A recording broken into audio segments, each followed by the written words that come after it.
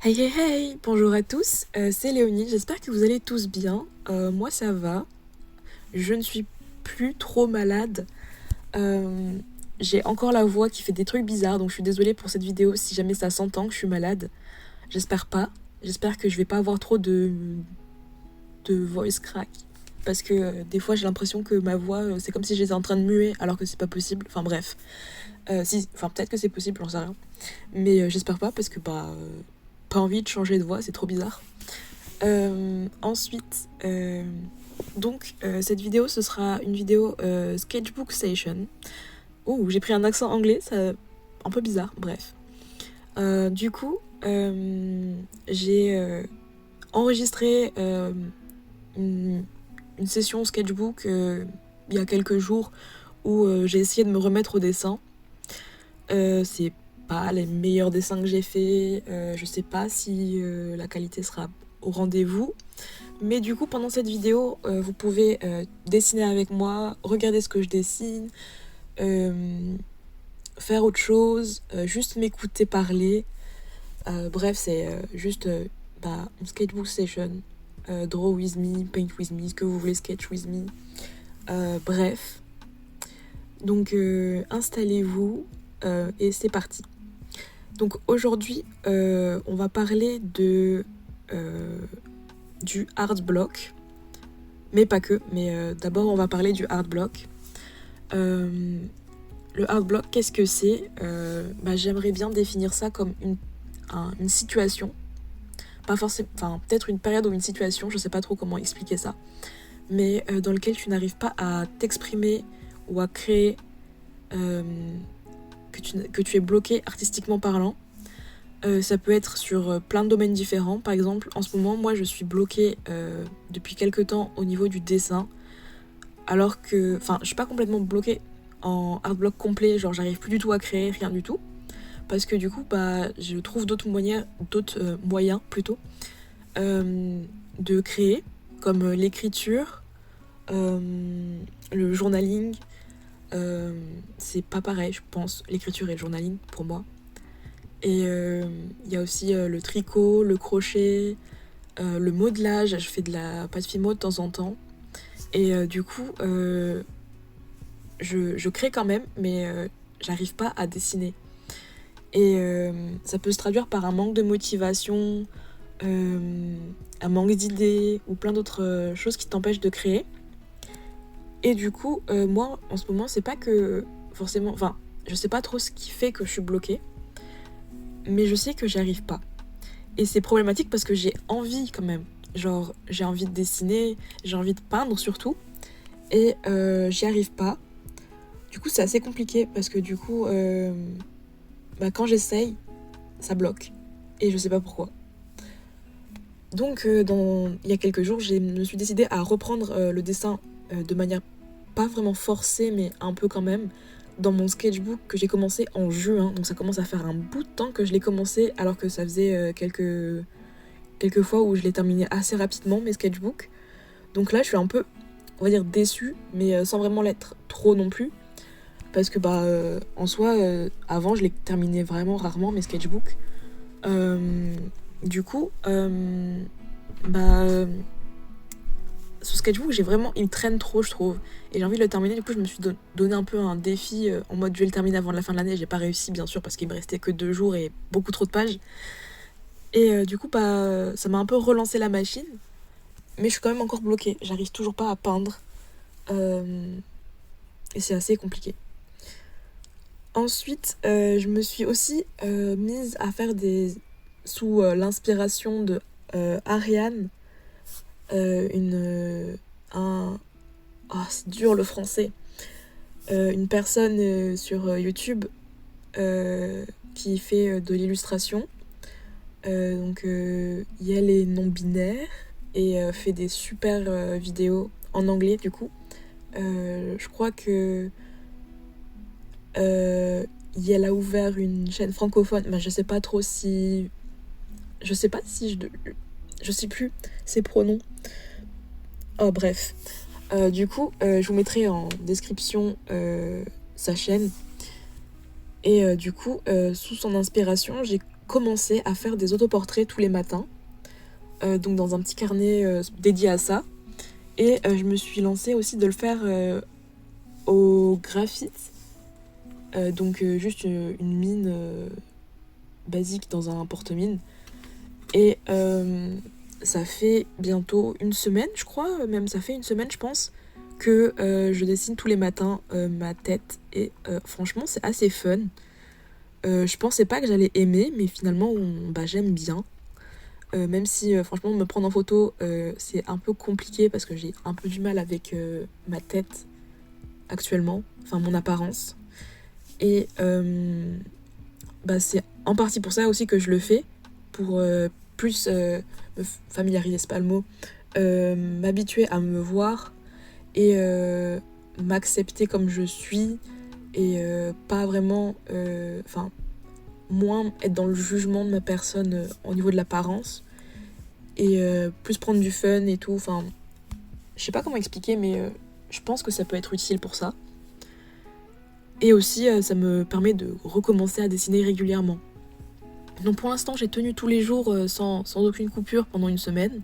Après, ça fait pas beaucoup, mais ça peut faire beaucoup pour certains, mais pour moi, je trouve que ça fait pas beaucoup une semaine pour une habitude. Mais c'est déjà très bien parce que je tiens et c'est cool.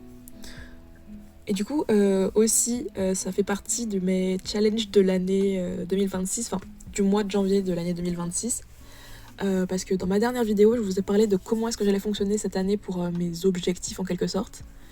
J'allais fonctionner en expérience, en expérimentation, donc je change mon état d'esprit, c'est pas des accomplissements que je dois faire, c'est plutôt des expérimentations, genre savoir qu'est-ce qui marche, qu'est-ce qui marche pas, qu'est-ce que j'ai envie de tester, qu'est-ce que ça fait quand je fais ça, etc. etc. Et du coup, donc ce mois-ci, mes challenges sont de dessiner tous les matins mon autoportrait, de ne pas aller sur mon téléphone avant 10-11 heures du matin, avec quelques exceptions, genre regarder les horaires du bus, répondre quand on m'appelle, mais sinon je touche pas à mon téléphone. Chose que je n'ai pas encore réussi à faire complètement, que j'ai pas encore réussi depuis le début du challenge. Et aussi pour le premier quart de l'année, j'ai décidé de recommencer The Artist Way.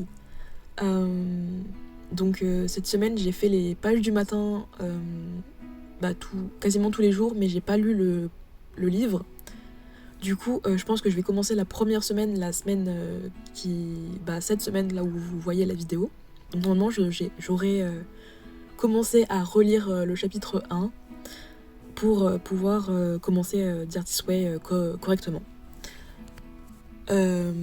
Ensuite, niveau challenge, je me suis aussi donné le challenge d'essayer de vivre avec moins pour janvier, genre en 2 semaines, de faire un tri et d'essayer de faire un gros tri pendant 2 semaines et voir ce qui m'est utile et ce qui ne l'est pas, pour faire un tri dans mes affaires et tout, et voilà.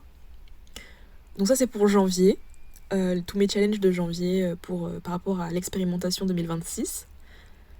Donc 2026 qui est mon année de l'expérimentation, comme je l'ai dit dans ma dernière vidéo où vous m'avez vu faire un vision board et où j'ai parlé de mes résolutions. Ensuite, je voulais aussi vous parler de Substack, qui est un réseau social de newsletter. Je sais que j'en ai parlé quelques fois en vidéo, mais j'ai pas vraiment élaboré sur le sujet. Mais du coup, et j'avais dit plusieurs fois que j'en parlerai en vidéo, et je pense que faire une vidéo dédiée à ce sujet, c'est un peu trop. Donc je pense le caler là, maintenant, en sujet, dans cette session de sketchbooking, ça pourrait être pas mal. Donc je vais en parler maintenant. Donc comment ça m'est venu l'idée de faire un Substack ? Enfin, comment j'ai découvert plutôt, d'abord on va parler de comment est-ce que j'ai découvert Substack. C'est quand je voulais faire grandir ma communauté entre guillemets, c'est pas vraiment le mot, mais sur mon art, autour de mon art, Je regardais pas mal de vidéos sur ce sujet sur YouTube et beaucoup de gens conseillaient de faire à la place des réseaux sociaux une liste d'emails parce que les réseaux sociaux, ils t'appartiennent pas. Et en fait, si jamais du jour au lendemain la plateforme ferme, bah tu perds tous tes abonnés et plus personne sait plus personne sait où te suivre quoi. Et du coup, en fait, avec une liste d'emails, ce qui est bien, c'est que du coup comment on dit en français pardon, j'ai le mot en anglais mais j'ai pas le mot en français. Enfin, ça t'appartient en gros. T'es le propriétaire de la liste de mails et les mails c'est plus fiable entre guillemets, de ce qu'on dit, que les réseaux sociaux pour garder le contact avec ta communauté. Et donc, pour entretenir le lien avec ta liste d'emails, tu peux faire une newsletter du coup. Et c'est en regardant comment faire une newsletter et comment faire une liste d'emails que j'ai découvert Substack, du coup, qui est une plateforme qui propose un sorte de réseau social, mais pour les newsletters. Donc c'est un peu un mix entre un blog, un réseau social et des newsletters. Et un site internet un peu aussi. Enfin, c'est assez... pas unique, enfin si je crois que c'est unique, mais c'est assez varié les différentes façons que tu peux utiliser. Bref. Du coup, Substack, c'est, comme j'ai dit, un réseau social de newsletter. Donc, en fait, tu peux dessus créer une publication. Et du coup, quand tu crées un compte, tu peux juste lire les publications des autres. Mais tu peux aussi créer ta propre publication associée à ton compte. Et avec cette publication, tu peux poster des posts qui sont les newsletters du coup, qui s'envoient à ta liste d'abonnés, donc qui est ta liste de mails. Tu peux importer une liste de mails déjà existante sur Substack, ce qui est franchement bien, et tu peux aussi l'exporter. Donc ça veut dire que tu peux transférer ta liste de mails sur une autre plateforme de newsletter, etc., etc. Et du coup, je sais plus où j'en étais, mais en gros, les posts, tu n'es pas obligé d'avoir une audience pour qu'ils soient découverts. Donc comme ils sont accessibles depuis l'application et le site Substack, je sais pas s'il y a vraiment un algorithme, s'il y a un algorithme forcément, mais il est pas exactement comme sur Instagram ou des trucs comme ça. Il est, je trouve qu'on découvre plus de choses sur Substack, même s'il faut chercher quand même un peu, que sur Instagram par exemple. Non, Instagram ça va, YouTube, je sais pas trop, mais c'est pas pareil. Je trouve que c'est différent. Mais après je m'y connais pas non plus énormément. Mais ça fait quand même un petit moment que je suis dessus. Ça doit faire plus de 6 mois je crois. Ouais, ça fait 6 mois à peu près que je suis dessus. Et du coup, comment est-ce que je me suis... pourquoi est-ce que je me suis inscrite dessus, du coup? Et qu'est-ce que j'y fais Du coup, c'était en juin ou en mai. Je me suis inscrite dessus pour fin mai. J'ai dû m'inscrire avec un compte sans publication au début. Ou alors c'était en juin, je ne sais plus, début juin, fin mai, je ne sais plus, par là. Pendant 3 semaines, j'ai exploré l'application, je regardais ce qui se faisait. J'essayais de trouver des francophones dessus parce qu'il y a beaucoup, de base, c'est une plateforme anglophone et du coup, il y avait beaucoup d'anglophones dans mon fil d'actualité. Mais il y a quand même une communauté francophone dessus et quand même pas mal développée aussi. Et c'est en train de bien grandir. Et du coup, je me suis dit, pourquoi pas essayer de créer ma propre publication. Du coup, j'ai essayé de réfléchir à un nom, une ligne artistique que je voulais donner, qu'est-ce que je voulais partager. Et ça, j'y ai réfléchi pendant, peut-être 2 semaines. Du coup, je me suis créé une publication qui s'appelle Constellation Flip Flop. Du coup, j'ai repris bien sûr mon surnom, mon pseudonyme Flip Flop. Et j'ai rajouté constellation parce que je voulais qu'il y ait plusieurs choses différentes qui soient, comment on dit, regroupées ensemble. Par exemple,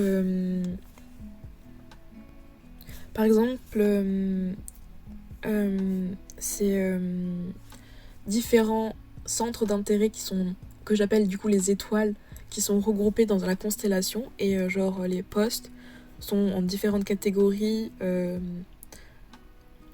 sur les différentes étoiles. Ça peut regrouper plusieurs étoiles, du coup plusieurs sujets, mais du coup il y a différents univers qui se regroupent au sein de la même publication, ce qui fait que je l'ai appelé constellation.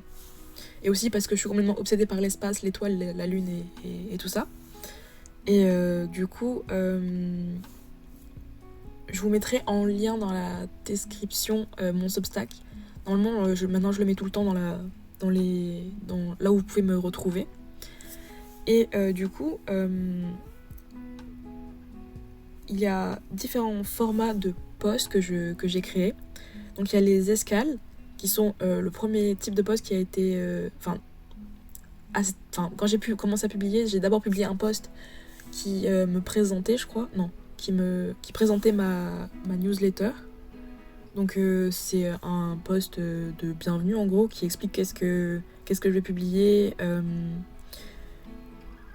et comment ça va fonctionner. Ensuite j'ai fait un post pour me présenter, mais à cette époque-là j'avais pas encore défini les différentes catégories de posts que j'aurais et comment elles allaient s'appeler, etc. Mais du coup c'était un post qui maintenant est une catégorie qui s'appelle carte postale. Mais après j'ai créé du coup les escales, donc le type de post qui est le plus récurrent sur ma publication. Donc les escales, pardon, c'est un type de post où il y a 3 parties. C'est, comme je dis, un voyage en 3 étapes pour y retrouver des conseils, des astuces, des bilans hebdomadaires, des photos, des favoris, plein de choses. C'est un peu la base de ma publication. Ensuite, on a les cartes postales, donc qui sont des posts concentrés sur un seul sujet. Et ces sujets-là tournent généralement autour des thèmes des histoires, de l'écriture, des souvenirs, des voyages, des trucs dans le genre.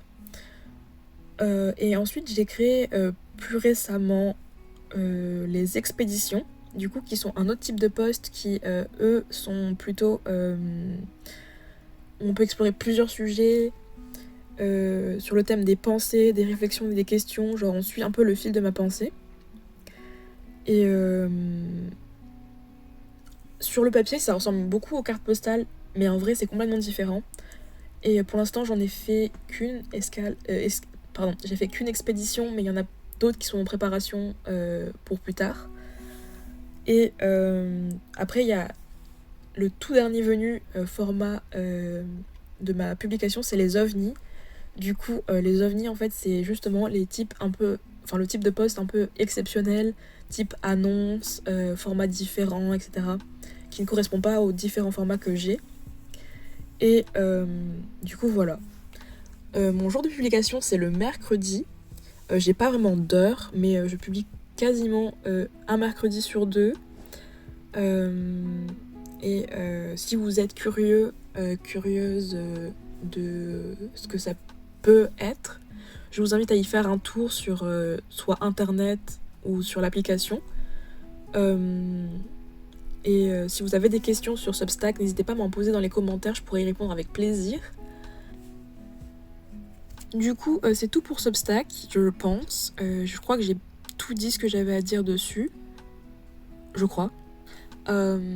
Sinon, si vous avez des questions ou si j'ai oublié des trucs, je le rajouterai plus tard. Et si vous avez des questions, du coup, en commentaire, j'y répondrai avec plaisir. C'est la fin de la vidéo, je n'ai pas grand chose d'autre à dire. J'espère que cette petite session dans mon sketchbook vous aura plu.